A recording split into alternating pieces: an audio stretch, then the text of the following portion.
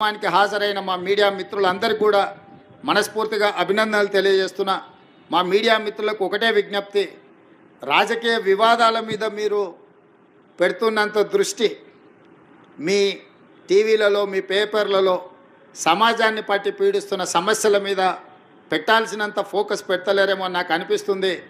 దయచేసి సైబర్ నేరగాళ్లను పట్టుకునే విషయంలో కానీ లేకపోతే డ్రగ్స్ మహమ్మారిని నియంత్రించే విషయంలో మా పోలీసులు చేపడుతున్న చర్యలకు మీ వైపు నుంచి కూడా సంపూర్ణంగా సహకారం ఉండాలి.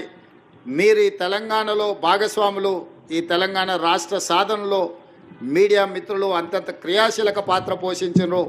ఈరోజు మా అధికారులు చేపడుతున్న కార్యక్రమాలను మీరు పెద్ద ఎత్తున ప్రజలకు వివరించాలి. మొన్న మెగాస్టార్ చిరంజీవి గారు డ్రగ్స్ నియంత్రణలో తన వంతుగా ముందుకొచ్చి వారొక వీడియోని అద్భుతంగా తయారు చేసి మా డిపార్ట్మెంట్కి ఇచ్చిండ్రు.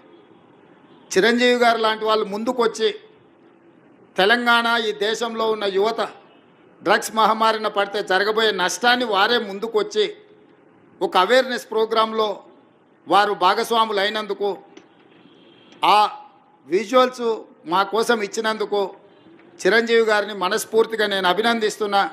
సినిమా ఇండస్ట్రీలో ఉండే ప్రముఖులకు కూడా నా సూచన, మీ కొత్త సినిమాలు రిలీజ్ అయినప్పుడు టికెట్ ధరలు పెంచుకోవడానికి జీవోల కోసం ప్రభుత్వాల దగ్గరకు వస్తుండ్రు, కానీ సామాజిక సమస్య అయిన సైబర్ క్రైమ్ డ్రగ్స్ నియంత్రణలో మీరు మీ సామాజిక బాధ్యతను నెరవేర్చడం లేదు అని మా ప్రభుత్వం భావిస్తుంది. నేను మా అధికారులకు సూచన చేస్తున్నా, రేపు ఎవరైనా కొత్త సినిమా రిలీజ్ అవుతుంది, సినిమా ధరలు పెంచాలి అని ప్రభుత్వం దగ్గరికి అప్లికేషన్ వస్తే వాళ్ళు డ్రగ్స్ నియంత్రణ సైబర్ క్రైమ్ నియంత్రణలో ఒక అద్భుతమైన వీడియో ఫుటేజ్ను ఆ సినిమాలో ఏ స్టార్స్ ఉన్నారో అదే స్టార్స్తో వాళ్ళు ఒక ప్రోగ్రాం మనకు చేసి ఇవ్వాలి. అది ప్రీ కండిషన్.